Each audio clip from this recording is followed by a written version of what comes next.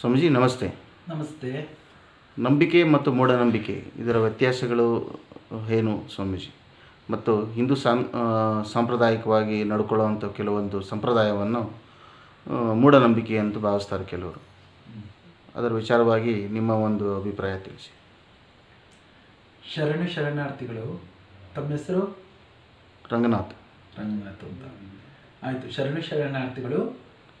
ಹರಿ ಓಂ. ವಿಷ್ಣು ಭಕ್ತಂ ಸಮೋಪೇತಂ ಸರ್ವರ್ಣಮಖೀತಲೆ ಅನೇಕ ರತ್ನ ಸಂಭೂತೆ ಭೂಮಿದೇವಿ ನಮಸ್ತೆ ಪ್ರತಿಧಿಂ ದೃತಾಲೋಕಿನಾದೃಷ್ಟಂ ತಂಚಲಾರಯತಿತಂ ಮಾಂ ದೇವಿ ಪವಿತ್ರ ಕುರುಚಾಸನಂ. ತಾವು ಕೇಳ್ತಕ್ಕಂಥದ್ದು ಬಹಳ ಸೂಕ್ತವಾಗಿರ್ತಕ್ಕಂಥ ವಿಚಾರ ರಂಗನಾಥ್ ಅವರೇ. ಇದು ಹಿಂದೂ ಧರ್ಮದ ಪ್ರಾಕೃತಿಕ ಮತ್ತು ಮೂಲತಃ ಪ್ರಾಚೀನವಾಗಿರ್ತಕ್ಕಂತಹ ಒಂದು ಪದ್ಧತಿಯ ಅನುಸಾರವಾಗಿ ತಾವು ಕೇಳ್ತಕ್ಕಂಥದ್ದು ಬಹಳ ಸೂಕ್ತವಾದಂಥ ವಿಚಾರ.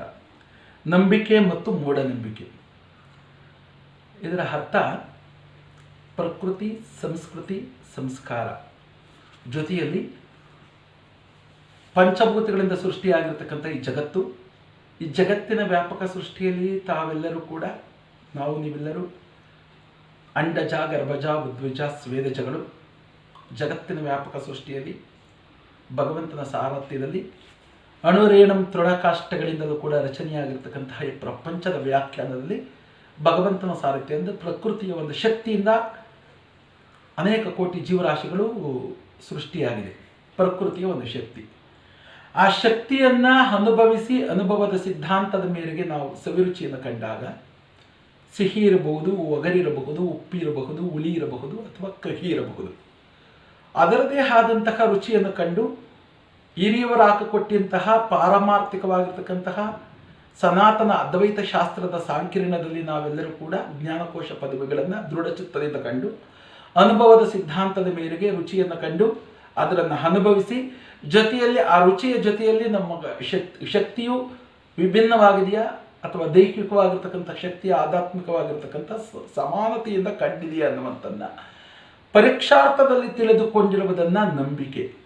ಯಾವಾಗ ಅದರ ಬಗ್ಗೆ ಸಿಹಿ, ಕಹಿ, ಒಗರು, ಹುಳಿ, ಉಪ್ಪು, ಸವಿಯನ್ನು ತಿಳಿಯದಲೇ ಅದನ್ನು ಪರಾಮರ್ಶೆ ಮಾಡದಲೇ ಈ ಪ್ರಕೃತಿ ವಿಭಾಗೀಕರಣದ ಸನಾತನ ಶಾಸ್ತ್ರದ ಅದ್ವೈತ ಗುಣ ಸಾಂಕೀರ್ಣದಲ್ಲಿ ನಾವು ಯಾವತ್ತು ಹೋಗಿರುವುದಿದವೋ ಅದು ಮೂಢನಂಬಿಕೆ ಅಂತ ಕರೀತಾರೆ ರಂಗನಾಥವರೇ.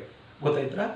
ಇದು ಮುಖ್ಯವಾಗಿರ್ತಕ್ಕಂಥದ್ದು ಜಗತ್ತಿನ ವ್ಯಾಪಕ ಸೃಷ್ಟಿಯಲ್ಲಿ ಹಿಂದೂ ಧರ್ಮದ್ದು ಬಹಳ ಕಠಿಣಬದ್ಧವಾಗಿರ್ತಕ್ಕಂಥದ್ದು. ಹಿಂದೂ ಧರ್ಮವು ಸಕಲ 56 ದೇಶಗಳ ಅಡಿಪಾಯದ ಸಾಂಸ್ಕೃತಿಕ ಸನಾತನದ ಭಾರತೀಯ ಕಲೆಯ ಪ್ರಾಚೀನವಾಗಿರ್ತಕ್ಕಂಥದ್ದು ಒಂದು ಸಂಸ್ಕೃತಿ, ಸಂಸ್ಕಾರ, ಜ್ಞಾನಕೋಶ ಪದವಿಗಳು, ಇಷ್ಟಾರ್ಥ ಗುಣಗಳು, ಚಿತ್ತದ್ವಯ ಭಾಗ್ಯಗಳು ಮತ್ತು ಅಭಿರುಚಿಯ ಸನಾತನ ಅದ್ವೈತ ಶಾಸ್ತ್ರದ ಶಿಖೋಮಣಿಗಳು ಮಾಡಿಟ್ಟಿರ್ತಕ್ಕಂತಹ ಭೌತಿಕ ಶಕ್ತಿಯ ವಿಜ್ಞಾನ ಶಾಸ್ತ್ರ, ಭೌತಶಾಸ್ತ್ರದ ಅಧ್ಯಯನ ಪ್ರಕರಣಗಳನ್ನು ನಾವು ಈಗ ವಿಜ್ಞಾನ ಶಾಸ್ತ್ರ ಅಂತ ಹೇಳ್ತೀವಿ. ಇಂದಿನ ಭೌತಿಕ ಶಕ್ತಿಗೂ ಮತ್ತು ಅವರು ಸೃಷ್ಟಿ ಮಾಡಿರ್ತಕ್ಕಂಥ ಒಂದು ಶಕ್ತಿಯಲ್ಲಿ ಒಂದು ಅದರದೇ ಆದಂಥ ವೈಜ್ಞಾನಿಕ ಶಕ್ತಿಯನ್ನು ಅಖಂಡವಾಗಿ ಒಳಗೊಂಡಿದೆ. ಅಖಂಡವಾಗಿ ಒಳಗೊಂಡಿರುವುದಕ್ಕೆ ಅದನ್ನು ನಮ್ಮ ಭಾರತದ ಅಚ್ಚುಕಟ್ಟಿನ ಈ ಒಂದು ಅಡಿಪಾಯವನ್ನು ಭದ್ರತೆಯಾಗಿ ಇಟ್ಟುಕೊಂಡು ಬಂದಿರತಕ್ಕಂತಹ ಆರ್ಯವರಿಯರು, ಋಷಿಪುಂಗವರು, ಮನುಕುಲದವರು, ಗಣಾಧ್ಯಕ್ಷರಾದರು ಬಂದಿದ್ದಾರೆ. ಇದಕ್ಕೆ ಒಂದು ಅಪರೂಪವಾದಂತಹ ಒಂದು ವಾಕ್ಯವನ್ನು ಹೇಳುವುದಕ್ಕೆ ಇಷ್ಟಪಡ್ತೀನಿ. ಇದು ಅನೇಕ ಧರ್ಮಗಳ ವಿಭಿನ್ನಗಳನ್ನು ತೆಗೆದುಕೊಂಡಾಗ ಮೂಲತಃ ಹಿಂದೂ ಧರ್ಮ ಬಹಳ ಪೂರ್ವವಾದಂತಹ ಧರ್ಮ. ಇದಕ್ಕೆ ನಾವು ಹೋಗೋಣ. ಈ ಹೋಗಿರ್ತಕ್ಕಂತಹ ಸುಸಂದರ್ಭದಲ್ಲಿ ಒಂದು ಪಾತಿವ್ರತ ಧರ್ಮಕ್ಕೆ ನಾವು ಹೋಗೋಣ. ಈ ಭೂಗೋಳದ ಧರ್ಮವನ್ನು ಮತ್ತು ಈ ಪೃಥ್ವಿಯ ಧರ್ಮವನ್ನು ನಾವು ಹೇಳುವುದಕ್ಕೆ ನಿಂತ್ಕೊಂಡು ಅಂದರೆ ಅನೇಕ ಗಂಟೆಗಳು ಬೇಕಾಗುತ್ತೆ. ಮನುಷ್ಯರಿಗೆ ತಿಳಿಯಬೇಕಾಗಿರ್ತಕ್ಕಂಥದ್ದು ಅನೇಕ ಮಹಾನುಭಾವರು ಹಾಕಿಕೊಟ್ಟಂತಹ ಅಚ್ಚುಕಟ್ಟಿನ ಒಂದು ಸಂದೇಶಗಳನ್ನು ಹೇಳುವುದಕ್ಕೆ ರಂಗನಾಥವರೇ ಬಹಳ ನಾನು ಇಷ್ಟಪಡ್ತೀನಿ. ಇದು ಪಾತಿವ್ರತ ಧರ್ಮ ಅಂದ್ರೇನು, ಮಾನವರಿರಬೇಕಾಗಿರ್ತಕ್ಕಂಥ ಕರ್ತವ್ಯಗಳೇನು ಮತ್ತು ಮೂಢನಂಬಿಕೆ ಯಾವುದು, ನಂಬಿಕೆಗಳ್ಯಾವುದು, ನಂಬಿಕೆಯ ಪ್ರಾರಬ್ಧವೇನು, ಮೂಢನಂಬಿಕೆಯ ಅನುಗುಣಗಳೇನು ಅಂತ ಲೆಕ್ಕವನ್ನು ಹಾಕಿದಂತಹ ಸಂದರ್ಭದಲ್ಲಿ ಪಾತಿವ್ರತ ಧರ್ಮದಲ್ಲಿ ಬಹಳ ಮುಖ್ಯವಾಗಿರ್ತಕ್ಕಂತಹ ಅಂಶಗಳು ಸಿಕ್ಕುತ್ತೆ. ಪಾತಿವ್ರತೆಗಳು ಸಪ್ತರ್ಷಿಗಳ ಪತ್ನಿದೇರೆ ಪಾತಿವ್ರತ ಧರ್ಮ ಅಂತ ಹೇಳಿದ್ದಾರೆ.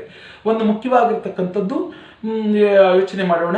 ವಶಿಷ್ಠರ ಪತ್ನಿಯಾಗಿರ್ತಕ್ಕಂಥ ಅರುಂಧತಿ ದೇವಿ, ಅತ್ರಿ ಮಹರ್ಷಿಗಳ ಪತ್ನಿಯಾಗಿರ್ತಕ್ಕಂತಹ ಅನಸೂಯಾ ದೇವಿದು 2 ಕಥೆಗಳನ್ನು ಇಟ್ಕೊಳ್ಳೋಣ ನಾವು. ಅದರ ಜೊತೆಗೆ ಯಮನನ್ನು ಗೆದ್ದಿರ್ತಕ್ಕಂತಹ ಸತಿ ಸಾವಿತ್ರಿ, ಯಮನನ್ನೇ ಗೆದ್ದಿರ್ತಕ್ಕಂಥ ಶಕ್ತಿ ಇದೆ ಅಂತ ಪುರಾಣಗಳಲ್ಲಿ ನಮ್ಮ ಹಿಂದೂ ಧರ್ಮದ ಶಾಸ್ತ್ರದಲ್ಲಿ, ಅದಕ್ಕೂ ವೈಜ್ಞಾನಿಕ ಸಮ್ಮತಕ್ಕೆ ಏನು ಕಾರಣ. ಅನಸೂಯಾದೇವಿ ತನ್ನ ತಪೋನಿಷ್ಠೆಯಿಂದ ಅದ್ಭುತಾನಂದ ಲೋಕಕ್ಕೆ ಕೊಂಡೊಯ್ಯುವಂತಹ ಮಾರ್ಗದರ್ಶಿಯಾಗಿ ಸೂರ್ಯನ ತೇಜೋ ಗುಣಗಳನ್ನು ವಿಕೃತಾನಂದ ಅಂದರೆ ಕೆಟ್ಟ ಒಂದು ಶಕ್ತಿಗಳನ್ನ ಪ್ರಜ್ವಲಿತವಾಗಿರ್ತಕ್ಕಂತಹ ಕೋಪ ಉದ್ರೇಕದಲ್ಲಿ ಬೆಳಗ್ತಕ್ಕಂತಹ ಜ್ಯೋತಿಯನ್ನೇ ಅಡ್ಡಗಟ್ಟಿರ್ತಕ್ಕಂಥ ಶಕ್ತಿ ಅನಸೂಯ ದೇವಿಗಿದೆ. ಆ ಪಾತಿವ್ರತ ಧರ್ಮವೇನಾದರೂ ಸೂರ್ಯ ದೇವನನ್ನ ಅವರ ಜ್ವಾಲಾಮುಖಿಯನ್ನ ಕಡಿಮೆ ಮಾಡದಿದ್ರೆ ಈ ಭೂಲೋಕದಲ್ಲಿ ಯಾವುದೇ 29 ಕೋಟಿ ಜೀವರಾಶಿಗಳು ಫಲಿಸುವುದಕ್ಕೆ ಸಾಧ್ಯವಾಗ್ತಿರಲಿಲ್ಲ. ಆತನ ಕಿರಣಗಳು ಬಲಿಷ್ಠವಾಗಿ ಈ ಪೃಥ್ವಿಯ ಮೇಲೆ ಬಿದ್ದು ನಾವೆಲ್ಲರೂ ಕೂಡ ನಶ್ವರವಾಗ್ತಿದ್ದು. ಅಂದ್ರೆ ಸಮಾನತೆಯ ಒಂದು ಸೃಷ್ಟಿಕೋನವನ್ನ ಆಕೆ ಅನಸೂಯಾದೇವಿ ಕಂಡಿಡಿದು ಕಶ್ಯಪ ಅಂದ್ರೆ ಚಿನ್ನದ ಲೋಕಕ್ಕೆ ಕೊಂಡೊಯ್ದು ಆತ್ಮಾವಲೋಕನದಲ್ಲಿ ಪೀಡಿತವಾಗಿರ್ತಕ್ಕಂತಹ ಒಂದು ಶಾಸ್ತ್ರವಿದೆ. ಅದಕ್ಕೆ ನಮ್ಮ ಏನು ದೂರ್ಮ ಅಂತ ಇದೆ. ದೂರ್ಮ ಅಂದರೆ ಏನಂತಾರೆ, ಅಮೃತ ತತ್ವ ತಾರಕ ದರ್ಬೆ ಕುಚ ಅಂತ ಹೇಳ್ತೀವಿ ಸಂಸ್ಕೃತದಲ್ಲಿ, ಕುಚ ಅಂತಾರೆ. ಆ ದರ್ಬೆಯು ಕೂಡ ಆಧಿಪತ್ಯದಲ್ಲಿದೆ. ಅದೇ ರೀತಿ ಪಾತಿವ್ರತ ಧರ್ಮದಲ್ಲಿ ಒಂದು ಮಾಂಗಲ್ಯ ಧಾರಣೆ ಅಂತ ಮಾಡ್ತೀರಿ. ಬ್ರಹ್ಮಚರ್ಯವನ್ನ ಮುಗಿಸಿದ ತಕ್ಷಣದಲ್ಲಿ ವಾನಪ್ರಸ್ಥಾಶ್ರಮಕ್ಕೆ ಕಾಲಿಡತಕ್ಕಂಥದ್ದು ಪ್ರತಿ ಮಾನವರ ಕರ್ತವ್ಯ. ಬ್ರಹ್ಮಚರ್ಯ, ಗೃಹಸ್ಥ, ವಾನಪ್ರಸ್ಥ, ಸನ್ಯಾಸಮ ಮತ್ತು ಬ್ರಹ್ಮಚರ್ಯ ಆದ್ಮೇಲೆ ಗೃಹಸ್ಥ ಕಾಣ್ತೀವಿ. ಗೃಹಸ್ಥ ಅಂದರೆ ಗೃಹಿಣಿಯ ಮದುವೆ ಆಗ್ತಕ್ಕಂತಹ ಸುಸಂದರ್ಭಗಳು ಬಹಳ ಭಕ್ತಿಪೂರ್ವಕವಾಗಿರ್ತಕ್ಕಂಥದ್ದು. ಆ ಸಂದರ್ಭದಲ್ಲಿ ಹೆಣ್ಣು ಮಕ್ಕಳಿಗೆ ಅಷ್ಟು ಉಪನಿಷತ್ ಪಾರಾಯಣಗಳಲ್ಲಿ ಇಂದಿನ ಒಂದು ವೈಜ್ಞಾನಿಕ ಒಂದು ಸನಾತನ ಅದ್ವೈತ ಶಾಸ್ತ್ರ ಶಿಖೋಮಣಿಗಳು ಹಾಕಿ ಕೊಟ್ಟಂತಹ ಅಚ್ಚುಗಟ್ಟಿನ ಸಂದೇಶಗಳೇನೆಂದರೆ ಕುಂಕುಮ ಧಾರಣೆಯನ್ನು ಮತ್ತು ಅರಿಶಿನ ಧಾರಣೆಯನ್ನು ಅಂತ ಮಾಡ್ತಾರೆ. ಕಾಲಿಗೆ ಉಂಗುರವನ್ನು ಇಡ್ತಾರೆ, ಬೆಳ್ಳಿ ಉಂಗುರವನ್ನು ತೊಡಿಸ್ತಾರೆ. ಎದೆಯಲ್ಲಿ ಒಂದು ಚಿನ್ನದ ತಾಲಿಯನ್ನು ಹಾಕ್ತೀರಿ. ಅದರ ಸಂಕೇತವೇನು ನೋಡಿ. ಕಶಿಪ ಅಂದ್ರೆ ಚಿನ್ನದ ಲೋಕದ ಪ್ರಜ್ವಲವಾಗಿರ್ತಕ್ಕಂತಹ ಜ್ಯೋತಿರ್ಬಿಂಬ ಜ್ಯೋತಿಗಳೇ ಸೂರ್ಯನ ಸ್ವಯಂ ಪ್ರಕಾಶ ತೇಜೋರಾಶಿಗಳು ಅಂದ್ರೆ ಕಿರಣಗಳು, ಸನ್ಕಿರಣಗಳು ಅಂತ ಏನು ಹೇಳ್ತೀವಿ ಅದು. ಅದೇ ರೀತಿ ಪಾತಿವ್ರತ ಧರ್ಮದಲ್ಲಿ ಆ ಚಿನ್ನದಲ್ಲಿ ಅನೇಕ ಶಕ್ತಿಗಳನ್ನು ಒಳಗೊಂಡಿರ್ತಕ್ಕಂತಹ ಒಂದು ಗುಣವು ಈ ಪ್ರಾಪಂಚಿಕ ಧರ್ಮದಲ್ಲಿದೆ. ಕಶಿಪ ಅಂದ್ರೆ ಯಾವುದೇ ಒಂದು ಕೆಟ್ಟ ಕ್ರಿಯೆಯನ್ನು ಅದು ತೆಗೆದುಕೊಳ್ಳುವುದಕ್ಕೆ ಇಷ್ಟಪಡುವುದಿಲ್ಲ. ಈ ಭೂತತ್ವಗಾಮಿಗಳಲ್ಲಿ ಅಂದರೆ ಈ ಪ್ರಕೃತಿಯ ಪರಾಶಕ್ತಿಯಲ್ಲಿ ಅನಂತ ಕೋಟಿ ಕೆಟ್ಟ ಗುಣಗಳು ಮತ್ತು ಅಮೃತ ತತ್ವ ತಾರಕಗಳು ಅಂತ ಹೇಳ್ತೀವಿ. ಒಳ್ಳೆಯದಕ್ಕೆ ನಾವು ಆಮ್ಲಜನಕ ಅಂತ ಕರಿತೀವಿ, ಕೆಟ್ಟುವುದಕ್ಕೆ ಇಂಗಾಲದ ಆಮ್ಲ ಅಂತ ಕರಿತೀವಿ. ಗೊತ್ತಾಯ್ತಾರ ಅನ್ನೋಂಥವರೇ? ಆ ಒಳ್ಳೆಯ ಗುಣಗಳನ್ನು ಅಂದರೆ ಯಾವುದೇ ಅಳವಡಿಕೆ ಅಂದರೆ ಕಬಂಧವಾಗಿರ್ತಕ್ಕಂತಹ ಗುಣಗಳನ್ನು ನಾಶ ಮಾಡುತ್ತಿದ್ದಾನೆ. ಅದಕ್ಕೆ ಪಾತಿವ್ರತ ಧರ್ಮ ಸರಿಯಾಗಿರಬೇಕು ಅನ್ನುವಂತಹ ಶಾಸ್ತ್ರಕ್ಕೆ ಆ ಚಿನ್ನವನ್ನು ಧರಿಸಿರ್ತಕ್ಕಂತಹ ಸಂದರ್ಭದಲ್ಲಿ ಕರೆಮಣಿ ಅಂತ ಹಾಕ್ತಾರಲ್ಲ, ಆ ಕರೆಮಣಿಯಲ್ಲಿ ಸೂರ್ಯನ ಕೆಟ್ಟ ಕಿರಣಗಳನ್ನು ಓಡಿಸುವಂತಹ ಗುಣ ಇರುತ್ತೆ. ಇವತ್ತು ಕಪ್ಪು ಬಟ್ಟೆ ಹಾಕೊಂಡಾಗ ಏನಂತೀವಿ ನಾವು, ಉಷ್ಣಾಂಶ ಅಧಿಕವಾಗುತ್ತೆ ಅಂತ ಹೇಳ್ತೀವಿ. ಅಂದ್ರೆ ಆ ಕರಿ ಬಟ್ಟೆ ಉಷ್ಣಾಂಶವನ್ನು ಹೀರಿಕೊಳ್ಳುತ್ತೆ ಅನ್ನುವಂತಹ ಒಂದು ಪ್ರತೀತಿ. ಅದೇ ರೀತಿ ಕರೆಮಣಿಯಲ್ಲಿ ಆ ಚಿನ್ನವನ್ನು ಹಾಕಿದಂತಹ ಸಂದರ್ಭದಲ್ಲಿ ಪಾತಿವ್ರತೆಯ ಗುಣ ಅನ್ನುವುದಕ್ಕಿಂತ ಮುಂಚೆ ಶಾರೀರಿಕದ ಗುಣಶಕ್ತಿಗಳಂದ್ರೆ ಕರ್ಮಾನುಬಂಧದಲ್ಲಿರ್ತಕ್ಕಂತಹ ಸಣ್ಣ ಕೆಟ್ಟ ಕಿರಣಗಳನ್ನು ದೂರವಿರಿಸಿ ಒಳ್ಳೆಯ ಆತ್ಮತತ್ವಸಾರಕವಾಗಿರ್ತಕ್ಕಂತಹ ಕಿರಣಗಳನ್ನು ಆಕರ್ಷಿಸುವಂತಹ ಗುಣವಿರುತ್ತೆ. ಮತ್ತು ವಾಯು ತತ್ವದಲ್ಲಿ ಅಂದ್ರೆ ಗಾಳಿಯಲ್ಲಿ ಆಮ್ಲಜನಕವನ್ನು ಹಿಡಿದಿಟ್ಟುಕೊಳ್ಳುವ ಶಕ್ತಿ ಇರುತ್ತೆ. ಪೃಥ್ವಿ ತತ್ವದಲ್ಲಿ ಅನೇಕ ನಮಗೆ ವಿಪರೀತವಾಗಿರ್ತಕ್ಕಂಥ ಅಂದ್ರೆ ನೋಡಿ, ಉಚ್ಚಿಷ್ಟ ಮತ್ತು ನಿಷ್ಕೃಷ್ಟ ಅಂತ ಕರ್ತೃತ್ವ ಕ್ರಿಯತ್ವ ಅಂತಾರೆ. ಸುರರು ಮತ್ತು ಹರ್ಷರರು. ಒಳ್ಳೆಯ ಗುಣಗಳನ್ನ ಅಮೃತ ತತ್ವ ಅಂತೀವಿ, ಅಂದ್ರೆ ದೇವಗುಣ ಅಂತೀವಿ. ಕೆಟ್ಟ ಗುಣಗಳನ್ನ ರಾಕ್ಷಸಿ ಗುಣ ಅಂತ ಹೇಳ್ತೀವಿ. ನಾವು ಹೊರದೂಡುವಂತಹ ಗುಣಗಳನ್ನ ವಿಪರೀತವಾಗಿರ್ತಕ್ಕಂಥ ಕೆಟ್ಟ ಟಾಕ್ಸಿನ್ ಇರಬಹುದು, ನಮ್ಮ ಶರೀರದಲ್ಲಿ ಕೆಟ್ಟ ವಸ್ತುಗಳಿರಬಹುದು, ಎಲ್ಲವನ್ನು ಕೂಡ ನಾವು ಅಸುರರ ಗುಣ ಅಂತ ಕರಿತೀವಿ. ಅದೇ ರೀತಿ ಒಳ್ಳೆಯ ತತ್ವವನ್ನು ಗಾಮಿಯಾಗಿ ಹಿಡಿದಿಟ್ಟುಕೊಳ್ಳುವಂತಹ ಶಕ್ತಿ ಚಿನ್ನಕ್ಕಿರುತ್ತೆ. ಆ ಬಾಡಿಗೆ ಬೇಕಾಗಿರ್ತಕ್ಕಂಥ ಎಲ್ಲ ಎನರ್ಜಿಯನ್ನು, ದೇಹಕ್ಕೆ ಬೇಕಾಗಿರ್ತಕ್ಕಂತಹ ಎಲ್ಲ ಪ್ರೋಟೀನ್ ಅನ್ನ, ವಿಟಮಿನ್ಗಳನ್ನ ಸಮನ್ವಯ ಅಡಿಪಾಯದಲ್ಲಿ ಸಾಗುತ್ತೆ. ಯಾವಾಗ ಸಮನ್ವಯ ಅಡಿಪಾಯದಲ್ಲಿ ಸಾಗುತ್ತೋ ಆ ಕಿರಣಗಳು, ದೃಷ್ಟ ಕಿರಣಗಳು ದೂರ ಹೋಗಿ ಅಮೃತ ತತ್ವಗಾಮಿ ಆಗುತ್ತೋ, ಶರೀರದಲ್ಲಿರ್ತಕ್ಕಂತಹ ಕೋಶ ಕೇಂದ್ರಗಳು ಮತ್ತು ಸ್ಫುಲ್ಲಟ ಕೇಂದ್ರಗಳು ಮತ್ತು ಶರೀರದಲ್ಲಿರ್ತಕ್ಕಂಥ ಗರ್ಭಾಶಯದಲ್ಲಿರ್ತಕ್ಕಂತಹ ಅನುಕೂಲ ಸ್ರಾವಗಳು ಅಂತ ಇರುತ್ತೆ. ಭೂಮಿಯಲ್ಲಿ 1,24,00,000 ಅಣು ಸಾಂಕೇತ ಧರ್ಮಗಳು ಕೆಟ್ಟ ಒಂದು ಆಮ್ಲದಲ್ಲಿ ಅದು ಆಮ್ಲವಾಗುತ್ತೆ. ಅದನ್ನೇನಂತೀವಿ ನಾವು, ಲಿಕ್ವಿಡ್ ಅಂತೀವಿ ಅಥವಾ ಒಂದು ಗ್ಯಾಸ್ ಅಂತ ಹೇಳ್ತೀವಿ. ಅನೇಕ ವಿಷಗುಣಗಳೆಲ್ಲವೂ ಕೂಡ ಅದರದೇ ಆದಂತಹ ಒಂದು ಕ್ರಿಯೆಯನ್ನು ಒಳಗೊಂಡಿರುತ್ತೆ ಭೂಮಿಯಲ್ಲಿ. ಅದೇ ತರಹ ಜೀವಕೋಶಗಳ ಗುಣದಲ್ಲಿ ಸಸ್ಯಸಾರಗಳು 20 ಕೋಟಿ ಹುಟ್ಟುತ್ತೆ. ಅದು ಉತ್ತಮ, ಮಧ್ಯಮ, ಅಧಮ ಅಂತ ತಿರ್ಕರಣೆ ಮಾಡಿದ್ದಾರೆ. ಅದೇ ರೀತಿ ಶರೀರದಲ್ಲೂ ಕೂಡ ಇದನ್ನು ಹಾಕಿಕೊಟ್ಟಾಗ ಅಚ್ಚುಕಟ್ಟಿನ ಪಾಯದಲ್ಲಿ ನಮ್ಮ ಶಾರೀರಿಕ ಶುದ್ಧಿಯಾಗಿ ಗರ್ಭಾಶಯದ ವಸ್ತುಗಳಲ್ಲಿ ಮತ್ತು ಶರೀರದಲ್ಲಿರ್ತಕ್ಕಂತಹ ರಕ್ತ ಕಣಕೋಳ ಕೋಶಗಳಲ್ಲಿ ಸಾತ್ವಿಕ ಗುಣಗಳನ್ನೊಳಗೊಂಡಾಗ ತನ್ನ ಪಾತಿವ್ರತ ಧರ್ಮದಲ್ಲಿ ಯಜಮಾನನಿಗೆ ಆಯಸ್ಸು ಜಾಸ್ತಿ ಆಗುತ್ತೆ ಅನ್ನುವಂತಹ ಉದ್ದೇಶವನ್ನು ಸೂಚಿಸುತ್ತೆ. ಅದಕ್ಕೆ ಮಾಂಗಲ್ಯ ಧಾರಣೆ ಹಿಂದೂ ಧರ್ಮದಲ್ಲಿ ಯಾರದೇ ಒಂದು ಮಗಳಿಗೆ ಒಂದು ಗೃಹಕ್ಕೆ ಯಾವುದೇ ಒಂದು ಶುಭ ಸಂದರ್ಭವಾದಂತಹ ಸಂದರ್ಭದಲ್ಲಿ ಅರಿಶಿಣ ಕುಂಕುಮಾದಿಗಳನ್ನು ಇಟ್ಟುಕೊಳ್ಳುವುದು. ಇಲ್ಲಿ ಹಣೆ ಮೇಲೆ ಕುಂಕುಮ ಇಟ್ಟುಕೊಳ್ಳಬೇಕಾದ್ರೆ ಇಲ್ಲಿ ಫ್ಲೋರೈಡ್ ಎಂಬತಕ್ಕಂಥ ಅಂಶವನ್ನು ಹೊರಸೂಸುವಂತಹ ಕೆಟ್ಟ ಆಮ್ಲವನ್ನು ಹೊರಸೂಸುವಂತಹ ಶಕ್ತಿ ಆಗ್ನೇಯ ಚಕ್ರಕ್ಕಿರುತ್ತೆ. ಸಪ್ತಮ ಚಕ್ರಗಳಿರುತ್ತೆ. ಆ ಸಪ್ತಮದಲ್ಲಿ 6ನೇ ಸ್ಥಾನವಾಗಿರ್ತಕ್ಕಂಥದ್ದು ಆಗ್ನೇಯ ಚಕ್ರ. ಆಗ್ನೇಯ ಚಕ್ರಕ್ಕೆ 6ನೇ ಗ್ರಹವಾಗಿರ್ತಕ್ಕಂಥದ್ದು ಶುಕ್ರ ಗ್ರಹ. ಶುಕ್ರ ಗ್ರಹದಲ್ಲಿ ಅಮೃತ ತತ್ವ ಅಂತ ಇರುತ್ತೆ, ಅಂದ್ರೆ ಸಂಜೀವಿನಿ, ಅಮೃತ ಸಂಜೀವಿನಿ ವಿದ್ಯೆಗಳನ್ನು ಬರ್ತಕ್ಕಂಥ ಒಂದು ಶುಕ್ರ ಮಹಾದೇವ. ಜೀವವನ್ನೇ ಹೋಗ್ತಕ್ಕಂತಹ ಶಶಿ ಗುಣಗಳು. ಶಶಿ ಅಂದ್ರೆ ಆ ಚಂದ್ರನ ಗುಣಗಳನ್ನು ಒಳಗೊಂಡಂತಹ ಮಹಾನುಭಾವನ ಸಾಂಕೇತ ಧರ್ಮವಿರುತ್ತೆ. ಹಾಗಾಗಿ ಇಲ್ಲಿ ಬಳಿದುಕೊಳ್ಳುವಂತಹ ಅರಿಶಿಣದಲ್ಲಿ ಒಂದು ವಿಪರೀತವಾಗಿರ್ತಕ್ಕಂಥ ಒಂದು ಶಕ್ತಿ ಇರುತ್ತೆ. ಏನಕ್ಕೆ ಅಂದ್ರೆ ಆಂಟಿಕ್ ವೈರಾಣುಗಳನ್ನು ತಡೆಯುವಂಥದ್ದು, ರೋಗವನ್ನು ತಡೆದುಕೊಳ್ಳುವಂತಹ ಒಂದು ಶಕ್ತಿ ಅರಿಶಿಣಕ್ಕೆ ಇರುತ್ತೆ. ಹಾಗಾಗಿ ಆ ಅರಿಶಿಣವನ್ನು ನಾವು ಇಲ್ಲಿಗೆ ಲೇಪಿಸತಕ್ಕಂತಹ ಸಂದರ್ಭದಲ್ಲಿ ಕರ್ಣವೇದನಲ್ಲಿ ಕ್ಷುಲ್ಲಕ ಅಂದ್ರೆ ಕಂಪನಗಳು, ಅಂದ್ರೆ ಕೆಟ್ಟ ಕಂಪನಗಳು ದೂರವಾಗಿ ಶಾರೀರಿಕದ ಬದ್ರಿಕಾನಂದ ಎಂಬತಕ್ಕಂತಹ ಶಕ್ತಿಯನ್ನು ಒಳಗೊಡುತ್ತೆ. ಆಗ ಇದು ಶ್ರವಣದ ರೂಪಿನಲ್ಲಿ ಏನಾಗುತ್ತೆ, ಮನಸ್ಸು ಚಿತ್ತವಾಗಿರುವುದಿಸಿ ಅದನ್ನು ಸವರಿದ್ದೆ ಆದರೆ ಮಾನಸಿಕ ಒಂದು ಈ ಮಕ್ಕಳ ಕಲ್ಮಶ ಭಾವನೆಗಳು ಮತ್ತು ಶರೀರದಲ್ಲಿರ್ತಕ್ಕಂತಹ ಕೆಟ್ಟಾಮ್ಲಗಳ ಭಾವನೆಗಳು ದೂರವಾಗಿ ಅವರ ಮನಸ್ಸು ಇಚ್ಛಾ ಕೇಂದ್ರಕ್ಕೆ ರೂಢಿಯಾಗಿ ದೇಹವು ಆರೋಗ್ಯವಂತವಾಗಿ ಬದುಕುವುದಕ್ಕೆ ನಾಂದಿಯಾಗುತ್ತೆ ಎಂಬತಕ್ಕಂತಹ ದೃಷ್ಟಿಯನ್ನ ಹಿಂದೂ ಧರ್ಮದ ಶಾಸ್ತ್ರ ಅಧ್ಯಯನಕಾರರು ಹೇಳಿದ್ದಾರೆ. ಗೊತ್ತಾಯ್ತು ರಂಗನಾಥ್ ಅವರೇ? ಅದೇ ರೀತಿ ಕಾಲಿಗೆ ಉಂಗುರವನ್ನು ಇಡುತ್ತಾರೆ, ಬೆಳ್ಳಿ ಉಂಗುರವನ್ನ. ಬೆಳ್ಳಿ ಉಂಗುರದಲ್ಲಿ ಪೋಲಾರ್ ಎಂಬತಕ್ಕಂಥ ಎನರ್ಜಿಯನ್ನು ಹಿಡಿದಿಟ್ಟುಕೊಳ್ಳುವಂತಹ ಶಕ್ತಿ ಇರುತ್ತೆ. ಆ ಪೋಲಾರ್ ಎಂಬತಕ್ಕಂಥ ಎನರ್ಜಿ ಹೆಣ್ಣು ಮಕ್ಕಳಿಗೆ ವಿಶೇಷವಾಗಿ ಬರುತ್ತೆ. ಅದರಲ್ಲಿ ಪೋಲಾರ್ ಎನರ್ಜಿಯಲ್ಲಿ ಏನಿರುತ್ತೆ, ಶರೀರದಲ್ಲಿರ್ತಕ್ಕಂತಹ ರಕ್ತ ಶುದ್ಧ ರಕ್ತ ಕಿರಣಗಳನ್ನು ಅಂದ್ರೆ ರಕ್ತವನ್ನು ಶುದ್ಧಿಗೊಳಿಸಿ ಎಲ್ಲಿ ನಾಭಿಯಿಂದ ಸೇರಿ ನಾಭಿಯಿಂದ ಹೃದಯ ಕಂಪನಗಳಲ್ಲಿ ಅದು ಮಿಂದು ಶುದ್ಧವಾದ ರಕ್ತಗಳನ್ನ ಶಾರೀರಿಕ ಮಧ್ಯದಲ್ಲಿ ಮಸ್ತಿಷ್ಕಾಂತರದಲ್ಲಿರ್ತಕ್ಕಂಥ ಸಹಸ್ರಾರು ಕೋಟಿ ನರವಿಕ ಮಂಡಲದಲ್ಲಿರ್ತಕ್ಕಂಥ ಮೇಧಸ್ಸಿನಲ್ಲಿ ಸೇರಿ ಆ ಮೇಧಸ್ಸಿನಿಂದ ಶರೀರ ವ್ಯಾಪಕದಲ್ಲೆಲ್ಲವೂ ಕೂಡ ಆ ರಕ್ತವು ಸುಶುದ್ಧವಾದಂತಹ ರಕ್ತವು ಪರಿಚಲನೆಯಾಗಿ ಶಾರೀರಿಕದ ಬದ್ರಿಕಾನಂದದಲ್ಲಿರ್ತಕ್ಕಂಥದ್ದು ನೋಡಿ. ಭೂದೇವಿಯು ಅನಂತ ಕೋಟಿ ಶಕ್ತಿ ಸಾರದಲ್ಲಿ ನವಕೋಟಿ ಶತಸ್ತ್ರಗಳ ಕುಂಪನಗಳಲ್ಲಿ ಹುಟ್ಟಿರ್ತಕ್ಕಂತಹ ಶಕ್ತಿ ಭೂಮಾತೆ. ಆ ಭೂಮಾತೆಗೆ ಇರ್ತಕ್ಕಂತಹ ಶಕ್ತಿ ಹೆಣ್ಣು ಮಕ್ಕಳಲ್ಲಿ ಅಡಕವಾಗಿರುತ್ತೆ. ಆ ಭೂಮಾತೆಯ ಒಂದು ಕಲಾಂಶದಲ್ಲಿ ಜನಿಸಿರ್ತಕ್ಕಂಥವರೇ ತಾಯಿದಿರು ಹೆಣ್ಣು ಮಕ್ಕಳು. ಇವತ್ತು ಬಹಳವಾದ ಶುಭವಾದ ದಿನ. ಏನು ಶುಭವಾದ ದಿನ ಅಂದ್ರೆ ಮಾತೃದೇವತೆಗಳ ದಿನ ಇವತ್ತು. ಈ ಮಾತೃ ಅಂದ್ರೆ ತಾಯಿಯ ದಿನ ಇವತ್ತು. ತಾಯಿಯನ್ನ ನಾವೆಲ್ಲರೂ ಕೂಡ ಭರತಖಂಡದಲ್ಲಿ ತಾಯಿಯನ್ನ ಪ್ರೀತಿಸಿ ತಾಯಿಯವರನ್ನ ಮಾತೃಕನ್ಯಾಸದಿಂದ ಅಂದ್ರೆ ಅನಾಥನ ಒಂದು ಅದ್ವೈತ ಶಾಸ್ತ್ರದ ಒಂದು ಸನಾತನ ಶಕ್ತಿಗೆ ಅಖಂಡವಾಗಿರ್ತಕ್ಕಂತಹ ತಾಯಿ ಅಂದ್ರೆ ಆ ಮಹಾತಾಯಿ. ಆ ದಿನವೂ ಇವತ್ತು ತಾವು ಕೇಳ್ತಾ ಇದ್ದೀರಾ. ಇದು ಬಹಳ ಉತ್ಕೃಷ್ಟವಾದಂಥ ವಿಚಾರ. ಇದು ಏನು ಮಾಡುತ್ತೆ, ಗರ್ಭಾಶಯದಲ್ಲಿರ್ತಕ್ಕಂಥ ಬಿಂಬಸ್ಥ ಜ್ವಲಗಳಂದ್ರೆ ಕೆಟ್ಟ ಆಮ್ಲಗಳನ್ನು ಹೊರಸೂಸಿಸಿ ಇಚ್ಛಾನಂದ ಗೋಪುರದಲ್ಲಿರ್ತಕ್ಕಂತಹ ಧಾರ್ಮಿಕ ಮತ್ತು ಇಚ್ಛಿಕ ಮತ್ತು ಭೌತಿಕ ಶಕ್ತಿಗಳನ್ನ ಬಲಿಷ್ಠಗೊಳಿಸುತ್ತೆ. ಆವಾಗ ಅವರು ಏನು ಪ್ರಸವ ವೇದನೆಯಲ್ಲಿ ಮತ್ತು ಏನು ಜನನ ವೇದನೆಯಲ್ಲಿ ಮತ್ತು ತಿಂಗಳಲ್ಲಾಗ್ತಕ್ಕಂಥ ಏನು ಋತುಸ್ರಾವದ ಋತು ಮಾಸಗಳಲ್ಲಿ ಋತುಧರ್ಮಗಳಲ್ಲಿ ಬಲಿಷ್ಠವಾಗುತ್ತೆ. ಆ ಋತುಧರ್ಮಗಳು ಯಾವ ಸಮತೋಲನವಾಗಿ ಸರಿಯಾಗುತ್ತೋ ಆವಾಗ ಶಾರೀರಿಕ ಶುದ್ಧಿ ಆಗುತ್ತೆ. ಶಾರೀರಿಕ ಶುದ್ಧಿ ಆದಾಗ ಯಾವುದೇ ಒಂದು ಏನು ಗೃಹಸ್ಥಾಶ್ರಮವನ್ನು ಮಾಡತಕ್ಕಂಥ ಯಜಮಾನರಿಗೆ ಯಾವುದೇ ರೋಗಗಳು ತಟ್ಟುವುದಿಲ್ಲ. ನೋಡಿ ಹೇಳ್ತಾರೆ, ಒಂದು ಸಂಸ್ಕೃತದಲ್ಲಿ ಬಂದಿದೆ, ಇಚ್ಛಾಜ್ಞಾನಂ ಪ್ರತಿಕಾರಂ ಸ್ಥಿತಿಯೋ ಅನೇಕ ಯೋನಿಗುಣಂ ನಕ್ಷತ್ರ ಭಾರಧ್ವಜತ್ನಂ ಯೋದಿತಯೋ ಕರ್ಮಾನಂದಂ ಸಕಿರೀಟಃ ರೋಗಗ್ರಸ್ತ ವಿಕಿರಣ ಶಾಲಕಂ ಬದ್ರಿಕಾನಂದಂ ಜಪ್ಯಂ ನಿಯೋದಿತೋ ಅಂತ ಹೇಳ್ತಾರೆ.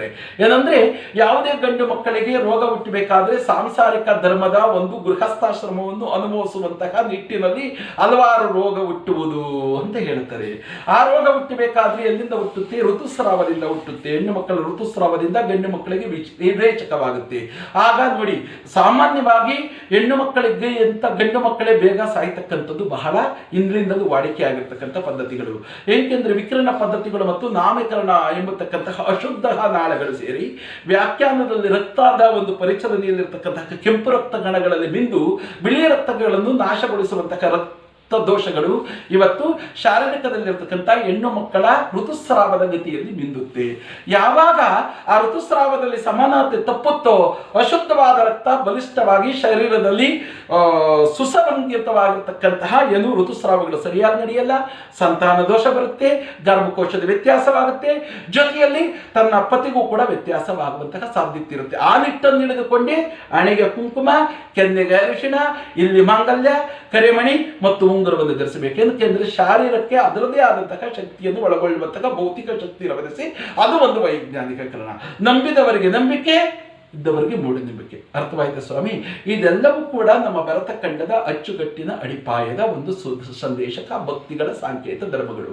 ಅದೇ ರೀತಿ ಮೊದಲನೆಯ ದಿವಸ ಯಾವತ್ತೂ ಕೂಡ ಭೂಮಾತೆ ಇದ್ದಂಗೆ ಹೆಣ್ಣು ಮಕ್ಕಳು, ಆ ಹೆಣ್ಣು ಮಕ್ಕಳನ್ನ ನಾಂದಿಕಾ ಸ್ವಯಂವರ ಕ್ಷೇತ್ರದಲ್ಲಿ ಅದ್ವೈತ ಗುಣ ಸಂಕೀರ್ಣದಲ್ಲಿ ಇಟ್ಟು ನಾವೆಲ್ಲರೂ ಕೂಡ ಮನೋಭಾವನೆಗಳ ಕಾಲ್ಪಿತ ಆನಂದದಲ್ಲಿ ಸೃಷ್ಟಿಯ ಜಗತ್ತಿನ ಆದಿಮೂಲ ದೇವತೆ, ಅಂತ್ಯಕ್ಕೂ ಎಣ್ಣೆ ಸೃಷ್ಟಿಗೂ ಹೆಣ್ಣೆ ಮೂಲ ಕಾರಣ ಅಂತ ಅನೇಕ ಜ್ಯೋತಿಷರು, ಮಹಾಜ್ಞಾನಿಗಳು ಅನೇಕ 18 ಪುರಾಣಗಳಲ್ಲಿ ವಾಸ್ತವಿಕ 60 ಸಂವತ್ಸರ ಅಧ್ಯಯನಗಳನ್ನು ಕೂಡ ಕ್ರೋಢೀಕರಣ ಮಾಡಿ ಇಟ್ಟಿದ್ದಾರೆ ಹಿಂದೂ ಧರ್ಮದ. ಅದರಿಂದ ಒಂದು ವೈಜ್ಞಾನಿಕವಾಗಿರ್ತಕ್ಕಂಥ ಶಕ್ತಿಯನ್ನು ಕೂಡ ಅಚ್ಚುಕಟ್ಟಾಗಿ ಬರೆದಿಟ್ಟಿದ್ದಾರೆ. ಎಂತೆಂತಹ ಶಕ್ತಿಗಳಿರುತ್ತೆ, ವಿರೇಚಕ ವಸ್ತುಗಳೇನು, ಸರೇಚಕ ವಸ್ತುಗಳೇನು, ಉಕೃತ ಅಂದ್ರೆ ಏನು, ದಾತ್ರ ಅಂದ್ರೆ ಏನು, ವಿನಯ ಅಂದ್ರೆ ಏನು, ವಿಗರ್ಭ ಸಂಕೇತ ಸಾಂಕೇತ ಧರ್ಮ ಅಂದ್ರೆ ಏನು, ಎಲ್ಲವನ್ನು ಕೂಡ ಪರಿಗಣಿಸಿಟ್ಟಿದ್ದಾರೆ. ಗೊತ್ತಾಯ್ತು ರಂಗನಾಥ್ ಅವರೇ? ಇದು ಬಹಳ ಮುಖ್ಯವಾದ್ದು. ಇದ್ರ ಜೊತೆಗೆ ನಾವು ಹೋಗೋಣ. ಯಾವುದಕ್ಕೆ ಹೋಗೋಣ? ತುಳಸಿ ದೇವಿಗೆ ಹೋಗೋಣ. ತುಳಸಿ ಎನ್ನುವ ಮಾತೆ ಭೂಮಾತೆಯ ಪ್ರತಿಕಾರದ ಶಕ್ತಿ, ಅನಂತ ಗುಣ ಕೋಟಿ ಪ್ರಥಮೋ ಅನೇಕ ರೋಗ ಹೃದಯಂ ಪಣಿಕಾಷ್ಟಕಂ ವಿಕೀರ್ಣ ಸಿದ್ಧಸ್ತಂ ಯೋದಿತೆಯೋ ಅಂತ ಹೇಳಿದ್ದಾರೆ.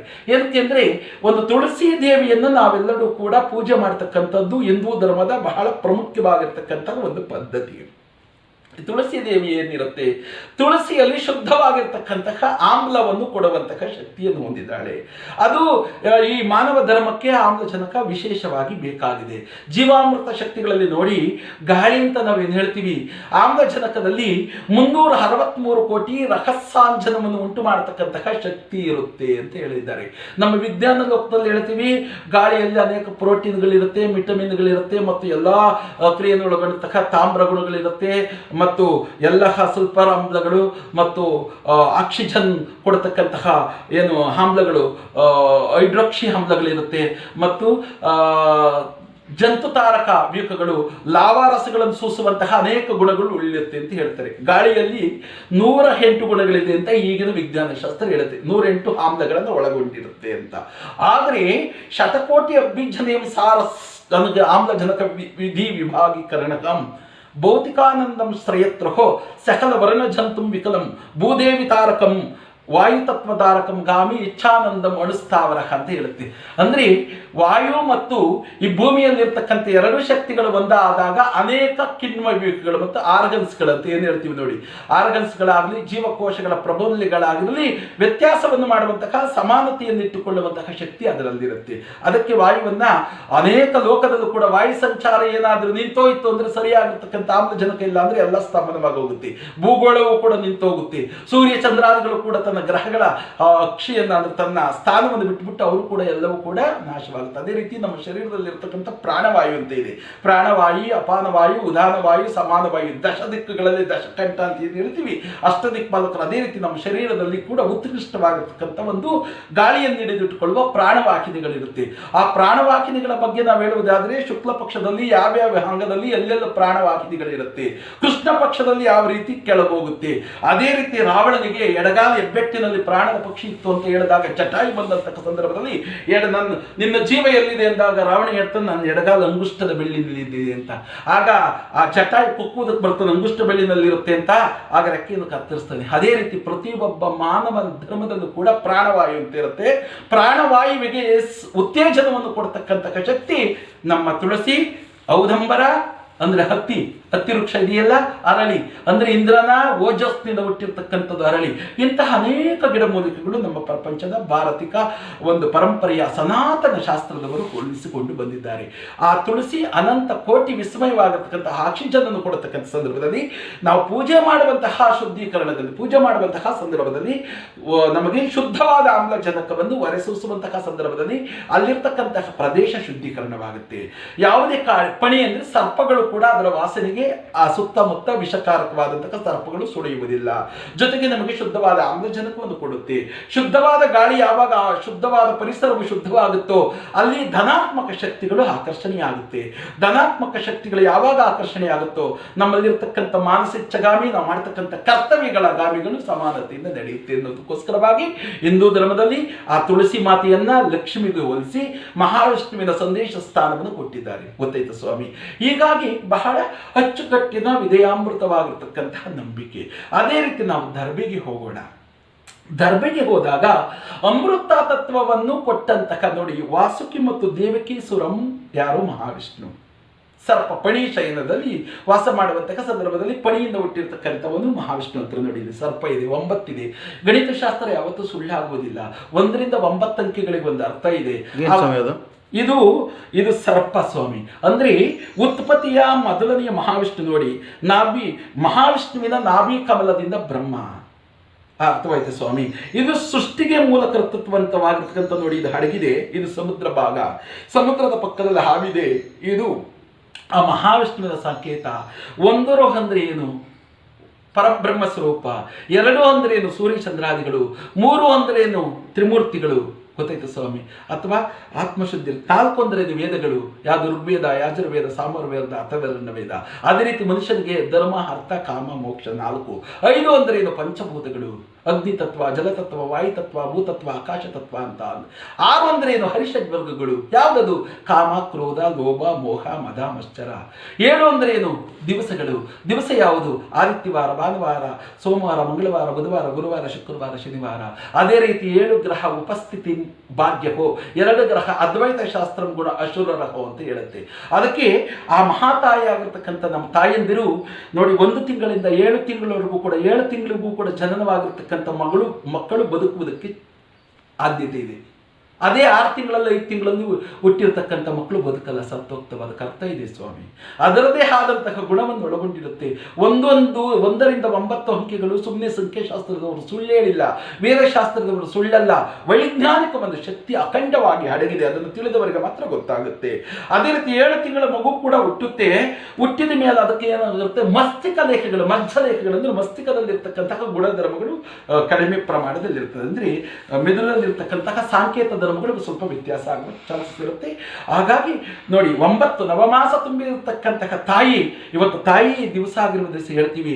ಸೃಷ್ಟಿಗೆ ಹಾದು ಮೂಲಗಳಾಗಿರ್ತಕ್ಕಂಥವಳು ಆ ಪ್ರಕೃತಿ, ಆ ಸೃಷ್ಟಿಗೆ ಆದಿ ದೇವತೆಯಾಗಿರ್ತಕ್ಕಂಥದ್ದು ತಾಯಿ. 9 ತಿಂಗಳು ಏನು ಗರ್ಭಚೀಲದಲ್ಲಿ ಹೊತ್ತು 1 ದಿವಸ ಹೊಸಲು ಅಂತ ಬರುತ್ತಲ್ಲ ನಮಗೆ, ಹೊಸಲು ದಾಟಿರ್ತಕ್ಕಂತಹ ಋಣವನ್ನ ನಾವು ಸಹಸ್ರಾರು ಮನುಷ್ಯ ಲೋಕದಲ್ಲಿ ಹುಟ್ಟಿ ಅನೇಕ ಯುಗಗಳು ಕಳೆದರೂ ಕೂಡ 1 ದಿವಸ ದಾಟಿರ್ತಕ್ಕಂಥ ಋಣಧರ್ಮವನ್ನ ತೀರಿಸುವುದಕ್ಕೆ ಸಾಧ್ಯವಿಲ್ಲ ಅಂತ ಹೇಳುತ್ತೆ. ಏನಕ್ಕೆ ಅಂದರೆ ನಾವು ಈ ಜಗತ್ತಿನಲ್ಲಿ ಬಾಳಬೇಕಾದ್ರೆ ಅಥವಾ ನಾವು ಬದುಕಿದ್ದೀವಿ ಎನ್ನುವುದಕ್ಕೆ ಸಾಕ್ಷಿಭೂತವಾಗಿರುವುದು ಯಾವುದು? ರಂಗನಾಥ್ ಅವರೇ, ಪಂಚಭೂತಗಳು. ಪಂಚಭೂತಗಳನ್ನು ಬಿಟ್ಟರೆ ಯಾರು? ತಾಯಿ ತಂದೆಗಳಿಂದ ಮಾತ್ರನೇ ನಾವು ಈ ಜಗತ್ತೆಲ್ಲ ನೋಡಿ ಇಷ್ಟಾರ್ಥಗಳುಗಳನ್ನು, ಕೋಶ ಪದವಿಗಳನ್ನು ಮತ್ತು ನಮ್ಮ ಮನಸ್ಸಿನ ಜ್ಞಾನಕೋಶ ಪದವಿಗಳನ್ನು, ಆಕಾರ, ಉಕಾರ, ಮಕಾರ, ಓಂಕಾರ ಶಬ್ದತರಗಳನ್ನು, ಶಬ್ದ, ಸ್ಪರ್ಶ, ರೂಪ, ಗಂಧ, ರಸಗಳನ್ನು ಔತಣಕೂಟವನ್ನು ಸವಿಯುವುದಕ್ಕೆ ಮುಖ್ಯ ಕಾರಣರು ಯಾರು? ಕಾರಣೀಭೂತರು ಯಾರು ಸ್ವಾಮಿ? ತಾಯಿ ಮತ್ತು ತಂದೆ. ತಾಯಿಯಲ್ಲಿ ಅಷ್ಟವಸ್ತುಗಳ ಶಕ್ತಿಗಳಿದೆ. ವಿದ್ವೈತಮ ಶಾಸ್ತ್ರಗಳು ಅತ್ಯ ವಿಷ್ಣು ಪತ್ನಿ ಸಮೋಪೇತಂ ಸ್ವರ್ಣವರ್ಣ ಮಕೀತಲ ಅನೇಕ ರತ್ನ ಸಂಭೂತಿ ಭೂಮಿದೇವಿ ನಮಸ್ತುತೆ ಪೃಥ್ವಿದೇವಿ ನೃತಾಲೋಕಿನಾದೃಷ್ಟಂ ತ್ವಂಚದಾರಯಂತಿತಂ. ಅನೇಕ ಚಿನ್ನ ಮತ್ತು ನವರತ್ನ ವಜ್ರ ವೈಡೂರ್ಯಗಳು, ಅಷ್ಟಕೋಟಿ ನವಕ್ಷಾರಗಳ ವಿಧಿಗಳು, ಕೋಶ ಪದವಿಗಳು, ಜ್ಞಾನಕೋತ್ರ ಪದವೀಧರಗಳಾಗಿರ್ತಕ್ಕಂತಹ ಶಕ್ತಿಕೂಟದ ಸಂದೇಶವನ್ನು ಕೊಡತಕ್ಕಂತಹ ತಾಯಿ ಬಹಳ ಪ್ರಾಮುಖ್ಯತೆಯಾಗಿರ್ತಕ್ಕಂಥದ್ದು. ಅದೇ ರೀತಿ ತಾಯಿ ಶಾಪನು ಕೂಡ ಬಹಳ ತೊಂದರೆ.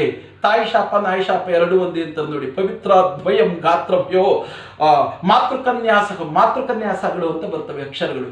ಆ ಓಂಕಾರ ಶಬ್ದ ತರಂಗಗಳು ಇವೆಲ್ಲವೂ ಕೂಡ ಸೂಚಿಸುವಂತಹ ನಿಷ್ಠೆ ತಾಯಿಗಿರುತ್ತೆ. ತಾಯಿ ಶಾಪ ಯಾವತ್ತೂ ಒಳ್ಳೆಯುವುದಲ್ಲ. ತಾಯಿಯ ನಿಷ್ಠಾಕರ ಅಮೃತ ತತ್ವ ಸಾರ್ಕಂ ವಿಧಿಯಂ ಪಾತ್ರಕ್ಕೂ ಅಂತ ಹೇಳ್ತದೆ. ತಾಯಿ ಒಂದು ಆಶೀರ್ವಾದ ಮಾಡಿಬಿಟ್ರೆ ಅಮೃತಕ್ಕಿಂತಲೂ ಮಿಗಿಲಾಗಿರುತ್ತೆ. ಕೋಶ ಪದವಿಗಳಲ್ಲಿ ಜ್ಞಾನೋದಯ ಆಗುತ್ತೆ ಅನ್ನುವಂಥ ನಕ್ಷೆಯನ್ನು ಸೂಚಿಸುತ್ತೆ. ಅದು 9ನೇದು ಯಾವುದು? 7, 8 ಅಂದರೆ ಶುದ್ಧಾರ್ಥಂ ಗುಣಮಣಿ ತಾರಕ ಗುಣಗಳು, ರಾಹುಕೇತುಗಳು ಅಂತ ಹೇಳ್ತೀವಲ್ಲ ನಾವು. ಎಲ್ಲ ಗ್ರಹಗಳಿಗಿನ್ನ ವಿರುದ್ಧವಾದ ದಿಕ್ಕಿನಲ್ಲಿ ತಿರುಗತಕ್ಕಂಥ ಶಕ್ತಿ. ಅಂದರೆ ಪ್ರಕೃತಿಯಲ್ಲಿ ಅನಂತ ಕೋಟಿ ಶಕ್ತಿ ಇದೆ. ನಾವು ಯಾವ ರೀತಿ ಬಳಸ್ಕೊಂಡು ಹೋಗ್ತೀವೋ ಆ ರೀತಿ ನಮಗೆ ನಿಜವಾಗಿರ್ತಕ್ಕಂಥ ಕರ್ಮ ಧಾತುವಾಗಿರುತ್ತೆ. ವಿರೋಧತ್ವದಲ್ಲಿ ನಾವು ಬಳಸಿಕೊಂಡಾದಾಗ ಏನಾಗುತ್ತೆ? ನಮ್ಮ ಶರೀರ ನಷ್ಟವಾಗುತ್ತೆ, ಪ್ರಕೃತಿ ನಾಶವಾಗುತ್ತೆ. ರಂಗನಾಥ್ ಅವರೇ, ಗೊತ್ತಾಯ್ತಾ? ಹಾಗಾಗಿ ನಾವು ಇದನ್ನೆಲ್ಲ ಕೂಡ ನಮ್ಮ ಹಿಂದೂ ಧರ್ಮದ ಸಾಂಕೇತ ಧರ್ಮದಲ್ಲಿ ಬಹಳ ಪವಿತ್ರತೆಯನ್ನು ಕಾಪಾಡತಕ್ಕಂತಹ ಮಾರ್ಗಸೂಚಿಗಳ ಅಕ್ಕಸಚ್ಚಿದ ಒಂದು ಅಡಿಪಾಯವನ್ನು ಹಾಕಿಕೊಟ್ಟಿರ್ತಕ್ಕಂಥ ಜ್ಞಾನಕೋಶ ಪದವಿಗಳಿಗೆ. ಈ ಪದವಿಯನ್ನು ತಿಳಿದವರಿಗೆ ಮಾತ್ರ ನಂಬಿಕೆ ಆಗುತ್ತೆ, ಪದವಿಯನ್ನು ಅರಿಯದವರಿಗೆ ಮೂಢನಂಬಿಕೆ ಅಂತ ಅದನ್ನ ಪರಿಗಣಿಸ್ತಾರೆ. ಗೊತ್ತಾಯ್ತು ರಂಗನಾಥ್ ಅವರೇ? ಇದರಿಂದ ಮುಖ್ಯವಾಗಿ ಗಂಟೆಗೆ ಹೋಗೋಣ ನಾವು.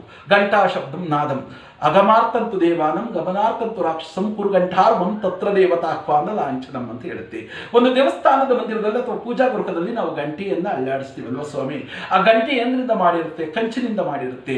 ಕಂಚಿನಿಂದ ಮಾಡಿರ್ತಕ್ಕಂತಹ ಗಂಟೆಗೆ ಶಬ್ದ ತರಂಗಗಳನ್ನು ಅಂದರೆ ಅಲೆಗಳನ್ನು ಕಂಪನಗಳನ್ನು ಸೂಚಿಸುವಂತಹ ಶಕ್ತಿ ಅದರಲ್ಲಿರುತ್ತೆ. ಅಕಾರ ಉಕಾರ ಮಕಾರ ಓಂಕಾರ ಶಬ್ದ ತರಂಗಗಳನ್ನು ಸೂಚಿಸುತ್ತೆ. ಅದಕ್ಕೆ ಕಬ್ಬಿಣದ ಗಂಟೆ ಕಟ್ಟಬಹುದಾಗಿತ್ತಲ್ಲ ರಂಗನಾಥ್ ಅವರೇ? ಅದರಲ್ಲಿ ಬರುತ್ತೆ ಶಬ್ದ. ಅದನ್ನು ನಾವು ಮೂಢನಂಬಿಕೆ ಅನ್ಬೋದಾಗಿತ್ತಲ್ವ, ನಂಬಿಕೆ ಅಂತ ಹೇಳ್ಬೋದಾಗಿತ್ತಲ್ಲ. ಕಂಚಿನಿಂದಲೇ ಇಂದಿನ ಹಾರಿಯ ವೃತ್ತಿಯವರು ಕಂಚಿನಿಂದ ಏನಕ್ಕೆ ಮಾಡಿದ್ದಾರೆ? ಓಂಕಾರ ಶಬ್ದವನ್ನು ಅಂದರೆ ತರಂಗಗಳನ್ನು ಸೂಚಿಸುತ್ತೆ. ಅದೇ ರೀತಿ ಕಂಪನಗಳು ನಮ್ಮ ಕರ್ಣದಲ್ಲಿ ಅಂದರೆ ಕರ್ಣ ಇದೆಯಲ್ಲ, ಕರ್ಣದಲ್ಲಿ ಸಹಸ್ರಾರು 16ರಿಂದ 20,000 ನರಜಂತುಗಳ ಮಾರ್ಪಟ್ಟುವಿನಿಂದ ಶಬ್ದ ತರಂಗಗಳು ಅನೇಕ ಕೋಟಿ ಉದ್ಭವವಾಗುತ್ತೆ. ಅದೇ ರೀತಿ ಆ ಗಂಟೆಯಲ್ಲಿ ಓಂಕಾರ ಶಬ್ದವು ಬರುತ್ತೆ. ಗಂಟೆಯನ್ನು ಬಡಿದಂತಹ ಸಂದರ್ಭದಲ್ಲಿ 7 ಸೆಕೆಂಡ್ಗಳ ಕಾಲ ಏನಾಗುತ್ತೆ? ಕಂಪನವಾಗುತ್ತೆ. ಆ ಕಂಪನದ ಅಲೆಗಳಿಂದ ಶಬ್ದಕೋಶ ತರಂಗಗಳಲ್ಲಿ ಒಂದು ಉಚ್ಚಿಷ್ಟವಾದ ಅಂದರೆ ಅದ್ವೈತ ಶಾಸ್ತ್ರವಾಗಿರ್ತಕ್ಕಂತಹ ಒಂದು ಶಬ್ದವು ನಮಗೆ ನೇರಕ್ಕೆ ಕರ್ಣಕ್ಕೆ ಬಿದ್ದಾಗ ನಮ್ಮ ನೇತ್ರಗಳು, ಮನಸ್ಸು ಮತ್ತು ಕರ್ಣ ಒಂದಾದಂತಹ ಸಂದರ್ಭದಲ್ಲಿ ನಮ್ಮದೇ ಆದಂತಹ ಒಂದು ಶಕ್ತಿ ಬರುತ್ತೆ. ಅಂದರೆ ನಮ್ಮಲ್ಲಿರ್ತಕ್ಕಂತಹ ಕರ್ಮ ಗುಣಗಳು ಅಂದರೆ ಮನಸ್ಸಿನ ಭಾವನೆಗಳು, ಕೆಟ್ಟ ಭಾವನೆಗಳು ದೂರ ಹೋಗುತ್ತೆ. ಕೆಟ್ಟ ಭಾವನೆಗಳು ದೂರವಾದಂತಹ ಸಂದರ್ಭದಲ್ಲಿ ಗಂಟೆನಾದದಿಂದ ಮನಶುದ್ಧೀಕರಣವಾಗಿ ದೇವರನ್ನು ಏಕದೃಷ್ಟಿಯಿಂದ ನೋಡುವಂತಹ ಪದವಿಗಳು ಅಂದರೆ ಭಗವಂತನ ಒಂದು ವಿಗ್ರಹವಿರುತ್ತೆ, ಪ್ರಕೃತಿ ವಿಗ್ರಹ ಅಂತ ಪ್ರಕೃತಿನೇ ಅಂತ ತಿಳ್ಕೊಳ್ಳೋಣ. ಆ ಪ್ರಕೃತಿಯಲ್ಲಿ ನಿಷ್ಠತೆ ಅಂತ ಬಂದಾಗ ನಮ್ಮಲ್ಲಿರ್ತಕ್ಕಂಥ ಕಲ್ಮಶ ಭಾವನೆಗಳು ದೂರ ಹೋಗಿ, ಅರಿಷಡ್ಯ ವರ್ಗಗಳ ಭಾವನೆಗಳು ದೂರ ಹೋಗಿ, ಇಚ್ಛಾಶಕ್ತಿಗಳ ಪ್ರಣಮಳಿಕೆಗಳಲ್ಲಿ ಆಧ್ಯಾತ್ಮಿಕ ಎಂಬರ್ತಕ್ಕಂತಹ ಶಕ್ತಿ ಕೂಟಗಳೆಲ್ಲವೂ ಕೂಡ ನಾವು ಕುಂಡಲಿನಿಗಳು ಅಂತೀವೋ, ಆ ಕುಂಡಲಿನಿಗಳು ಒಂದೊಂದೇ ಒಂದು ಆ ಸ್ಪರ್ಶಕ್ಕೆ, ಕಂಪನಕ್ಕೆ ಶುದ್ಧೀಕರಣವಾಗುತ್ತೆ. ಶುದ್ಧೀಕರವಾದಾಗ ನಮ್ಮ ಶರೀರದಲ್ಲಿ ಒಂದು ವ್ಯಾಕುಲವೆಂಬತಕ್ಕಂತಹ ಅಂತರ್ಭುಕ್ತಿಯ ಪರಿಜ್ಞಾನದಲ್ಲಿ, ಮೇಧಸ್ಸಿನಲ್ಲಿ ಒಂದು ಶಕ್ತಿ ಉಂಟಾಗಿ ಪ್ರಜ್ವಲಿತವಾಗಿರ್ತಕ್ಕಂತಹ ಶಕ್ತಿ ಸಂದೇಶಗಳು ನರಜಂತುಗಳಲ್ಲಿ ಬೆರೆದು ಅದೇನು ಮಾಡುತ್ತೆ? ರಕ್ತ ಪರಿಚಲನೆಯನ್ನು ಶುದ್ಧಾತ್ಮಕ ಶಕ್ತಿಗಳ ಅಂತರ್ಭುಕ್ತಿಯ ಪರಿಜ್ಞಾನದಲ್ಲಿ ಸನಾತನ ಅದ್ವೈತ ಶಾಸ್ತ್ರದ ಒಂದು ಆತ್ಮಾವಲೋಕನ ಅಂತ ಹೇಳ್ತೀವಿ. ಪ್ರಾಣ ಶಕ್ತಿಗೆ ಇಚ್ಛಾಶಕ್ತಿಯಾಗಿ ಅದೇನು ಮಾಡುತ್ತೆ? ಕ್ರೋಢೀಕರಣವಾಗುತ್ತೆ. ನಾವು ಯಾವುದೇ ಆಗಲಿ ನಿಷ್ಠೆಯಿಂದ ನಾವು ಓದುವಂತಹ ಸಂದರ್ಭದಲ್ಲಿ ಪ್ರತಿಯೊಂದು ಬಾಲ್ಯದಲ್ಲಿದ್ದಾಗ ನೋಡಿ, ಬ್ರಹ್ಮಚರ್ಯದಲ್ಲಿ ಮಕ್ಕಳನ್ನು ಓದಿಸುವುದು ಕುಳ್ಳಿಸ್ತೀವಿ. ಅನೇಕ ವಿದ್ಯಾಶಾಸ್ತ್ರದಲ್ಲಿ ಅವರ ನೋಟ ಮತ್ತು ಬರೆಯುವಂತಹ ನೋಡಿ, ಇದು ಶುಕ್ರನ ಸ್ಥಾನವಿರತಕ್ಕಂಥದ್ದು. ಇದೇನು ತಾರಕವನ್ನು ಸೂಚಿಸುತ್ತೆ? ಇದು ಗುರುವಿನ ಸ್ಥಾನ. ಎರಡೂ ಸೇರಿದಾಗ ಒಂದು ಶಕ್ತಿ, ಇಚ್ಛಾಶಕ್ತಿಗಳು ಪ್ರಜ್ವಲವಾಗುತ್ತೆ. ಅದರ ಜೊತೆಗೆ ನಾವು ಇಟ್ಟಂತಹ ಗುರಿ ಯಾವಾಗ ನಾವು ಬರೀತಾ ಇರ್ತೀವೋ ಅದು ಏನಾಗುತ್ತೆ? ಮೇಧಸ್ಸಿನಲ್ಲಿ ಅದು ಬೇಗನೆ ಕಚ್ಚಿಕೊಳ್ಳುವಂತಹ ಸಾಧ್ಯತೆ ಇರುತ್ತೆ. ಇಚ್ಛಾಶಕ್ತಿ ಜ್ಞಾನ ಪ್ರಬಲವಾಗುತ್ತೆ. ಅದೇ ರೀತಿ ನಮ್ಮ ಮನಸ್ಸಿನಲ್ಲಿ ಒಂದು ಅಂತರ್ಭುಕ್ತಿಯ ಒಂದು ಶಕ್ತಿ ಪ್ರಪಂಚದ ಈ ಪ್ರಕೃತಿಯಿದೆ, ಅದು ನಮ್ಮ ದೇಹಕ್ಕೆ ಬೇಕಾಗುತ್ತೆ. ಗೊತ್ತಾಯ್ತಾ ರಂಗನಾಥ್ ಅವರೇ? ಹಾಗಾಗಿ ಗಂಟೆನಾದವನ್ನು ಮಾಡಬೇಕು ಪ್ರತೀತಿ. ಆ ಗಂಟೆನಾದಲ್ಲಿ ಒಂದು ಶಕ್ತಿ ಇರುತ್ತೆ.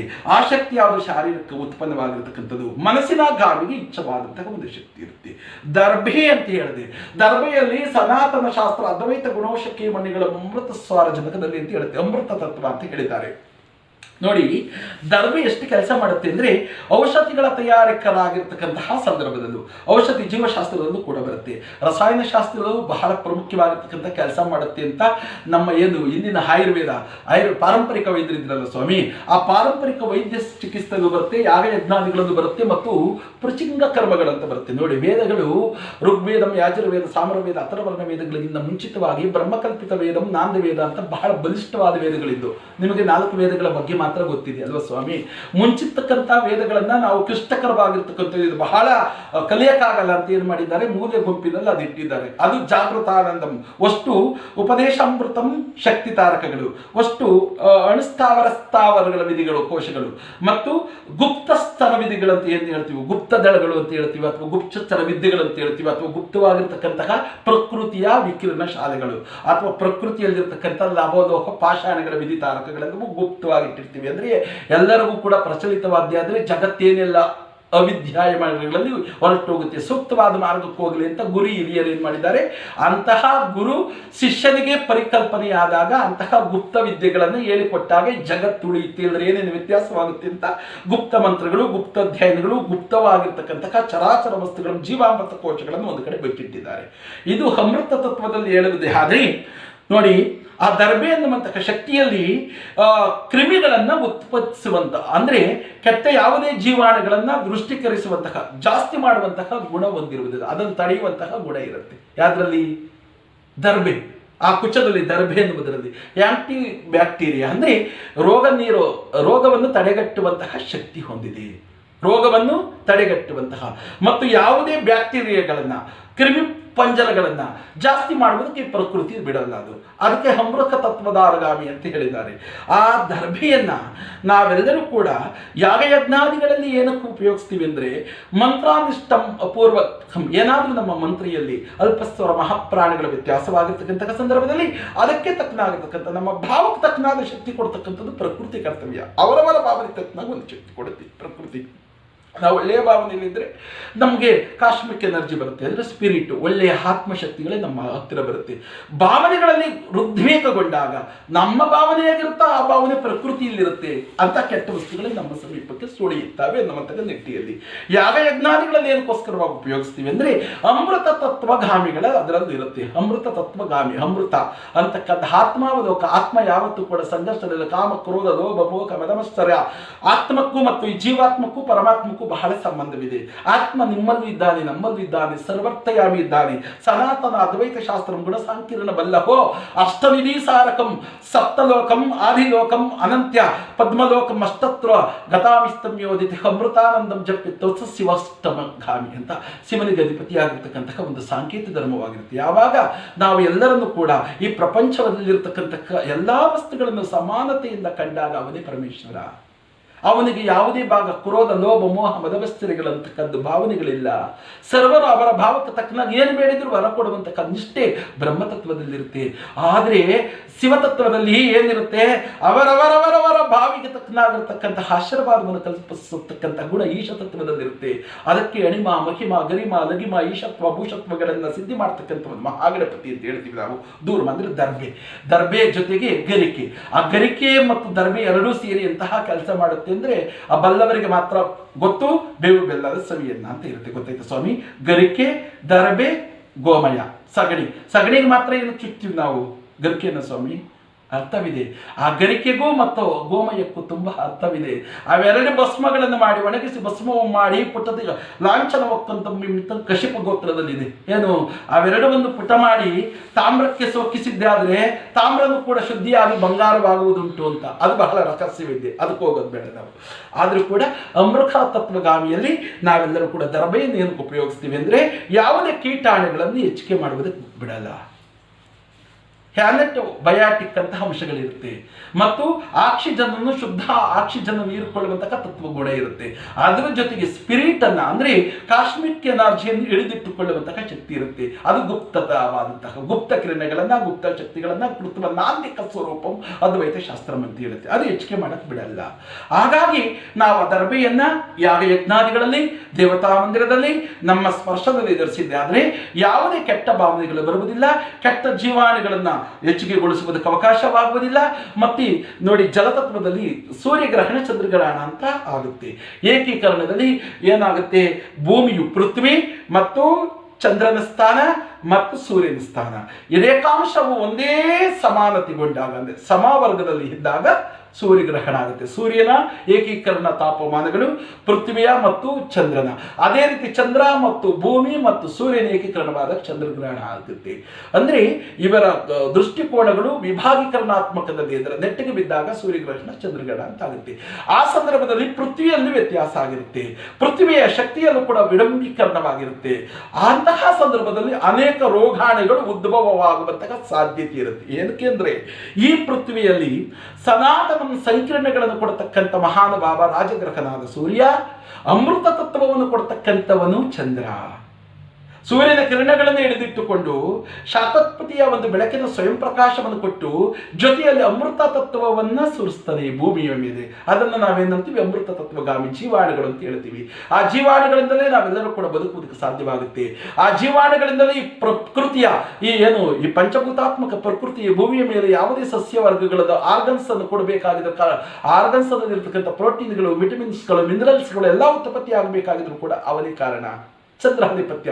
ಸೂರ್ಯನೂ ಇರಬೇಕು, ಚಂದ್ರನೂ ಇರಬೇಕು, ಪೃಥ್ವಿ ಇರಬೇಕು, ಒಂದೊಂದು ಗ್ರಹನೂ ಕೂಡ ಇರಬೇಕು. ಅದೇ ಹಿಂದೂ ಧರ್ಮದಲ್ಲಿ ಅವರಿಗೆ ಬೇಕಾಗಿರ್ತಕ್ಕಂಥ ಸೂರ್ಯನಿಗೆ ಕೊಡಬೇಕಾದ ಸ್ಥಾನವನ್ನು ಸೂರ್ಯನು ಕೊಟ್ಟಿದ್ದಾರೆ. ಅದೇ ರೀತಿ ತಾಯಿಗೆ ಕೊಡುವಂತಹ ಸ್ಥಾನವನ್ನು ತಾಯಿ ಕೊಟ್ಟಿದ್ದಾರೆ, ತಂದೆಗೆ ಕೊಟ್ಟಿರ್ತಕ್ಕಂಥ ಸ್ಥಾನವನ್ನು ತಂದೆ ಕೊಟ್ಟಿದ್ದಾರೆ. ಹ್ರೀಂಕಾರ ಶಬ್ದ, ಹ್ರೀಂ ಅಂದ್ರೇನು, ಓಂಕಾರ ಶಬ್ದ ಅಂದ್ರೇನು, ಕ್ಲೀಂ ಅಂದ್ರೇನು, ಶ್ರೀಮುಖರಂ ಅಂದ್ರೇನು, ಅದಕ್ಕೊಂದೊಂದು ಬೀಜಾಕ್ಷರ ಇದೆ. ವಾಯುಮಂತ್ರ ತಾರಕಗಳ್ಯಾವು, ಅಗ್ನಿಮಂತ್ರಗಳೆಂದ್ರೇನು, ಶಿವಮಂತ್ರ ತಾರಕಗಳೆಂದ್ರೆ ಪೃಥ್ವಿ ತತ್ವ ಜೀವಗುಣಗಳ್ಯಾವುದು, ಆಕಾಶ ತತ್ವಗಳು ಅಂದ್ರೆ ನಮ್ಮ ಮನಸ್ಸಿನ ಜೀವ ಮಂತ್ರಗಳ ಯಾವ್ಯಾವು ಬಲಿಷ್ಠವಾಗಿ ಬರೆದಿದ್ದಾರೆ ಮಹನೀಯರು.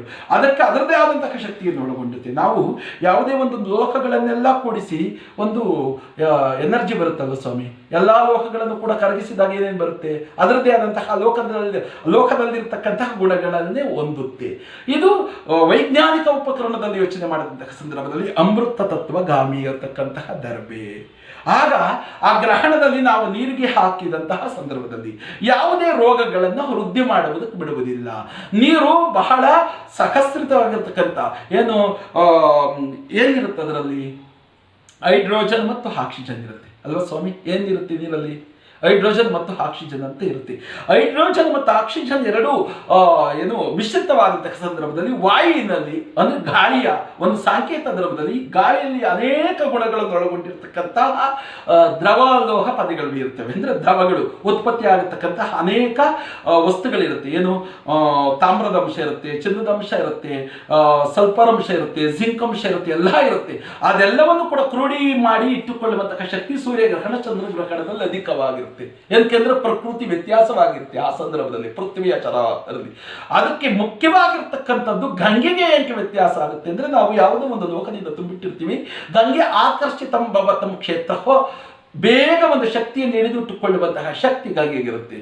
ಸೂರ್ಯನ ಸಂಕಿರಣಗಳು ಯಾವಾಗ ಸ್ವಯಂ ಪ್ರಕಾಶ ಹೆಚ್ಚಿಗೆ ಆಗುತ್ತೋ ಆ ಗಂಗೆಯು ಕೂಡ ತನ್ನ ತೆಳುವನ್ನ ಅಂದ್ರೆ ತೆಳುವು ಬರುತ್ತದೆ ಸ್ವಾಮಿ. ಅಷ್ಟೇ ಸೂರ್ಯನ ಕಿರಣಗಳು ಎಷ್ಟು ಉಷ್ಣಾಂಶ ಜಾಸ್ತಿ ಆಗುತ್ತೋ ನೀರು ಅಷ್ಟೇ ತೆಳುವಾಗುತ್ತೆ.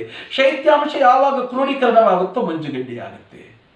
ಆ ಮಂಜುಗಡ್ಡೆಯಾಗಿ ಯಾವುದಾಗುತ್ತೋ ಪಟಿಕ ಅಂತೀವಿ, ಪಟಿಕ ಅಂತ ಬರುತ್ತೆ. ಆ ಪಟಿಕವನ್ನು ಒಂದು ಗೃಹದಲ್ಲಾಗಲಿ ನಮ್ಮ ಜೊತೆಯಲ್ಲಾಗಲಿ ಇಟ್ಟುಕೊಂಡಿದ್ದೆ ಆದರೆ ಯಾವುದೇ ದುಷ್ಟ ಶಕ್ತಿಗಳು ದೂರ ಹೋಗುತ್ತೆ ಅಂತ ಇತಿಹಾಸದಲ್ಲಿದೆ. ಇತಿಹಾಸದಲ್ಲಿ ಅಂದರೆ ನಮ್ಮ ಆಧ್ಯಾತ್ಮ ಶಾಸ್ತ್ರದಲ್ಲಿದೆ. ಗೊತ್ತಾಯ್ತು ಸ್ವಾಮಿ. ಹಾಗಾಗಿ ಅಮೃತಕ ತತ್ವವನ್ನು ನೀರು ಬೇಗ ಹಿಡಿದಿಟ್ಟುಕೊಳ್ಳುವಂತಹ ಗುಣಗಳನ್ನು ಒಳಗೊಂಡಿದೆ. ನೀರಿನಲ್ಲಿ ನೋಡಿ, ಅದಕ್ಕೋಸ್ಕರವಾಗಿ ನಾವು ಬೇರೆ ಬೇರೆ ಕಡೆಯಲ್ಲಿ ಬೇಕಾದರೂ ನೀರು ಕುಡಿದಂತಹ ಸಂದರ್ಭದಲ್ಲಿ ಕೆಮ್ಮು ಮತ್ತು ನೆಗಡೆ ಬೇಗ ಶೀತವಾಗ್ಬಿಡುತ್ತೆ. ಏನು ಕಾರಣ? ಆಹಾರಕ್ಕಿಂತ ನೀರು ಮತ್ತು ವಾಯು ಈ ಎರಡು ವ್ಯತ್ಯಾಸವಾದಾಗ ರೋಗಗಳು ಉಲ್ಬಣವಾಗುವುದು ಜಾಸ್ತಿ. ಏನಕ್ಕೆ ಸ್ವಾಮಿ? ಆ ನೀರಿನಲ್ಲಿ ಕಲುಷಿತ ವಾತಾವರಣಗಳನ್ನು ನಿಂದಿಸುವಂತಹ ಆರ್ಗನ್ಸ್ಗಳಿರುತ್ತೆ, ಅಂದ್ರೆ ಆ ಕೋಶಗಳು. ಹಾಗಾಗಿ ಅದು ವ್ಯತ್ಯಾಸವಾಗುತ್ತೆ. ಆ ದರ್ಬೆಯನ್ನು ನಾವು ಸೂರ್ಯಗ್ರಹಣ ಚಂದ್ರಗ್ರಹಣ ಅಂತಹ ಸಂದರ್ಭದಲ್ಲಿ ಇಟ್ಟಾಗ ಆ್ಯಂಟಿಬಯಾಟಿಕ್ ಎಂಬತಕ್ಕಂಥದ್ದು ಅಂಶ ಇರುತ್ತೆ. ಆಂಟಿ ಬ್ಯಾಕ್ಟೀರಿಯಾ ರೋಗವನ್ನು ತಡೆದುಕೊಳ್ಳುವಂತಹ ಶಕ್ತಿ ಇರುತ್ತೆ. ಆಗ ಅದು ಶುದ್ಧಿಗೊಳಿಸುತ್ತೆ, ಅದು ನಮಗೆ ಪವಿತ್ರತೆ ಆಗುತ್ತೆ. ಅಥವಾ ದೇಹದ ಮೇಲೆ ಧರಿಸಿದಾಗಲೂ ಕೂಡ ಕೆಟ್ಟ ಕಿರಣಗಳು, ಕೆಟ್ಟ ಅಂಶಗಳು ನಮ್ಮ ಶಾರೀರಕ್ಕೆ ತೊಂದರೆ ಕೊಡಲ್ಲ. ದೇವ ಮಂದಿರಗಳಲ್ಲಿ ಮತ್ತು ಅನೇಕ ಶುಚಿರ್ಮಿತವಾದಂತಹ ಸಂಕೇತದಲ್ಲಿ ದರ್ಬೆಯನ್ನು ಇಟ್ಟಾಗ ಒಳ್ಳೆ ಉತ್ತಮವಾದ ಶಕ್ತಿಗಳು ಹೊರಗೋಗುವುದಿಲ್ಲ. ಆ ಶಕ್ತಿಯನ್ನ ಸಮಾನತೆಯಿಂದ ಕಾಪಾಡುತ್ತೆ, ರಕ್ಷಣೆ ಮಾಡುತ್ತೆ. ನಮ್ಮ ಶರೀರದಲ್ಲಿ ಹೃದಯ ಎಷ್ಟು ಮುಖ್ಯವೋ ಅದೇ ರೀತಿ ಧರ್ಮೆಯು ಅಷ್ಟೇ ಮುಖ್ಯ ಅಂತ ಹೇಳಿದ್ದಾರೆ. ವೇದ ಉಪನಿಷತ್ತು ಪಾರಾಯಣಗಳಲ್ಲಿ 18 ಪುರಾಣಗಳಲ್ಲೂ ಕೂಡ ಅನೇಕ ವಿಸ್ಮಯವಾಗಿರ್ತಕ್ಕಂತಹ ಅನುಭವ ಬಂದಿದೆ ಗೊತ್ತ ಸ್ವಾಮಿ. ಹೀಗಾಗಿ ಬಲ್ಲವರು ನಂಬಿಕೆ, ಗೊತ್ತಿಲ್ಲದವರಿಗೆ ಅಪನಂಬಿಕೆ ಆಗುತ್ತೆ ಸ್ವಾಮಿ. ಗೊತ್ತಾಯ್ತಾ? ಏನು ಮೂಢನಂಬಿಕೆ ಅಂತಾರೆ. ಹಾಗಾಗಿ ಹಿಂದೂ ಧರ್ಮದ ವಿಜ್ಞಾನ ಶಾಸ್ತ್ರ ಬಹಳ ಕಠಿಣವಾಗಿದೆ, ಕಟಿಬದ್ಧವಾಗಿದೆ. ಇದೆಲ್ಲವೂ ಕೂಡ ನಾವು ಒಪ್ಪಿಕೊಳ್ಳಬೇಕು. ತಾಯಿಗೆ ಕೃತಜ್ಞತೆಯನ್ನು ಕೊಡಬೇಕು. ಯಾರು? ಭೂತಾಯಿಗೆ. ಭೂತಾಯಿಯನ್ನು ನಾವು ಸಮುದ್ರದಂತೆ ಇಟ್ಟುಕೊಂಡಾಗ, ನಮ್ಮ ಭಾವನೆಗಳನ್ನು ಸಮುದ್ರದ ಉಪಾಧಿ ಇಟ್ಟುಕೊಂಡಾಗ ನಮಗೆ ಅಮೃತ ತತ್ವಧಾರಿಯಾಗಿ ವಿಷ್ಣು ಲೋಕವನ್ನು ತೋರಿಸುವುದಕ್ಕೆ ಅವಕಾಶವಾಗುತ್ತೆ. ಅವನೊಬ್ಬನೇ ಗರುಡನೆನ್ನುವಂತಹ ಮಾತೃ ಸೇವೆಯನ್ನು ಪಾಲನೆ ಮಾಡಿಕೊಂಡವನು ಪುರಾಣಗಳಲ್ಲಿ ಬರುತ್ತೆ ಗರುಡ ದೇವ. ಪಿತೃವಾಕ್ಯ ಪರಿಪಾಲನೆ ಮಾಡಿದವನು ಶ್ರೀರಾಮಚಂದ್ರ ಸ್ವಾಮಿ.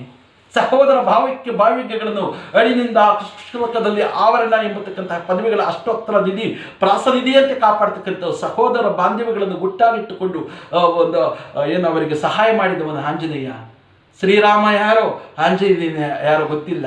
ಸಹೋದರ ಬಾಂಧವ್ಯ ಅಂದರೆ ಒಂದು ಭಾವಾತ್ಮಕವಾಗಿರ್ತಕ್ಕಂಥದ್ದು. ಏನು ತನ್ನ ಫ್ರೆಂಡ್ಗಳಂತ ಹೇಳ್ತೀವಿ, ಅಥವಾ ಲೋಕದಲ್ಲಿರ್ತಕ್ಕಂಥ ಪ್ರಾಪಂಚಿಕ ಧರ್ಮದವರು ಅಂತೀವಿ. ಅದನ್ನು ಸನಾತನ ಅದ್ವೈತ ಶಾಸ್ತ್ರದಲ್ಲಿ ಇಟ್ಟುಕೊಂಡವನು ಆಂಜನೇಯ. ಮಾತೃವಾಕ್ಯ ಪರಿಪಾಲನೆ ಮಾಡಿದವನು ಗರುಡ, ಪಿತೃವಾಕ್ಯ ಪರಿಪಾಲನೆ ಮಾಡಿದವನು ಶ್ರೀರಾಮಚಂದ್ರ. ಅಂತಹ ಸವಿಸ್ತಾರವಾದ ನುಡಿಗಳು ನಮ್ಮ ಭಾರತ ಖಂಡದ ಅದ್ವೈತ ಗುಣಶಾಸ್ತ್ರದ ಸಂಕೀರ್ಣದಲ್ಲಿ ಇಟ್ಟುಕೊಂಡಿರುವುದು ನಿಮ್ಮೆಲ್ಲರ ಸುಶಿಕ್ಷಿತವಾಗಿರ್ತಕ್ಕಂತಹ ಧರ್ಮಶಾಸ್ತ್ರ. ಅದು ಪ್ರತಿಯೊಬ್ಬ ಮಾನವರಿಗೂ ಅವರದೇ ಆದಂತಹ ಅದ್ವೈತ ಶಾಸ್ತ್ರದಲ್ಲಿ ನಿಂದಾಗ ಮಾತ್ರ ಅದು ಉಪಯೋಗವಾಗುತ್ತೆ. ಯಾವತ್ತೂ ಕೂಡ ಒಂದು ಹಿಡಿ ಮಣ್ಣಿನಲ್ಲಿ ಅನೇಕ ಸಹಸ್ರಾರು ಕೋಟಿ ಜೀವಾಣುಗಳನ್ನು ಸೃಷ್ಟಿ ಮಾಡುವ ಚೈತನ್ಯ ಬರುತ್ತೆ. ನಾವು ಅದನ್ನು ಕಲುಷಿತಗೊಳಿಸಬಾರದು. ಅವರವರ ವೈಯಕ್ತಿಕ ಭಾವನೆಗಳಿಗೋಸ್ಕರವಾಗಿ ಅವರದೇ ಆದಂತಹ ಒಂದು ಸೃಷ್ಟಿಯ ಕೋಣದಲ್ಲಿ ಬೇರೆ ಎಚ್ಚರಿಕೆಯನ್ನು ಕೊಟ್ಟು ಅದನ್ನು ಪರಿತಪ್ಪಿಸಬಾರದು ಅಂತ ಈ ಹಿರಿಯವರ ಆಶೀರ್ವಾದದ ಮೇರೆಗೆ ಇಷ್ಟು ಇದೆ ಸ್ವಾಮಿ. ಇನ್ನು ಮುಂದಿನ ಒಂದು ಸಂಚಿಕೆಯಲ್ಲಿ ಮಾನವ ಧರ್ಮದ ವಿಶ್ಲೇಷಣೆಗಳನ್ನೇನು, ಕರ್ಮವೆನ್ನುವಂತಹ ವಾಕ್ವಿಧಿ ಹೇಗೆ ಬರುತ್ತೆ, ಅದೇ ರೀತಿ ಸೂರ್ಯನಲ್ಲಿ, ಚಂದ್ರನಲ್ಲಿ, ನಕ್ಷತ್ರ ತಾರೆಗಳಲ್ಲಿ ಎಂತೆಂತಹ ಗುಣಗಳಿರುತ್ತೆ, ನಾವು ನೋಡುವಂತಹ ನೋಟದಲ್ಲಿ ಎಂತೆಂತಹ ಬೀಜಾಕ್ಷರಗಳ ಅಥವಾ ಇಲ್ಲಿರ್ತಕ್ಕಂತಹ ವನಸ್ಪತಿಗಳಿಂದ ಯಾವ ರೀತಿ ನಮ್ಮನ್ನು ಭದ್ರಕೋಟೆಯನ್ನಾಗಿ ಮಾಡಿಸಬಹುದು, ಸುಕ್ಷೇತ್ರವನ್ನು ಸೇರಬಹುದು. ಅಂದರೆ ಪರಮಾತ್ಮಿಕವಾಗಿರ್ತಕ್ಕಂಥ ಬ್ರಹ್ಮಚರ್ಯ, ಗೃಹಸ್ಥ, ವಾನಪ್ರಸ್ಥ, ಸನ್ಯಾಸ ಸೇರಿದ ನಂತರದಲ್ಲಿ ಸನಾತನ ಪರಬ್ರಹ್ಮ ಸ್ವರೂಪಕ್ಕೂ ಕೂಡ ನಾವು ಹೋಗಬಹುದು ಎನ್ನುವಂತಹ ವಿಚಾರಗಳನ್ನು ತಿಳಿಸ್ಕೊಡ್ತೀನಿ. ಶರಣಾರ್ಥಿಗಳೇ, ರಂಗನಾಥ್ ಅವರೇ, ಹಿಂದೂ ಧರ್ಮದ ವಿಚಾರದಲ್ಲಿ ನಂಬಿಕೆ ಮತ್ತು ಮೂಢನಂಬಿಕೆ ಈಗಿನ ಒಂದು ಕಾಲಘಟ್ಟದಲ್ಲಿ ಒಂದು 150-100 ವರ್ಷದಿಂದೀಚೆಗೆ ಈ ಮೂಢನಂಬಿಕೆ ಎನ್ನುವಂತಹ ಪ್ರಭಾವಲ್ಯಗಳು ಅತಿ ಹೆಚ್ಚಾಗಿರುವುದಕ್ಕೆ ನೀವು ಕೇಳಿರ್ತಕ್ಕಂಥದ್ದು ಬಹಳ ಸೂಕ್ತವಾಗಿದೆ. ಇದಕ್ಕೆ ಹಿಂದೂ ಧರ್ಮದ ಮಹನೀಯರಲ್ಲಿರ್ತಕ್ಕಂಥ ಗುರಿಯರು ಕೊಟ್ಟಿರ್ತಕ್ಕಂಥ ಹಿತವಚನವನ್ನು ನಾನು ನಿಮ್ಮ ಮುಂದೆ ಹೇಳಿದ್ದಕ್ಕೆ ನಾನು ಶ್ರದ್ಧೆಗಳನ್ನು ಕೊಡುತ್ತಾ ಶರಣಾರ್ಥಿಗಳು. ಧನ್ಯವಾದಗಳು ಸರ್.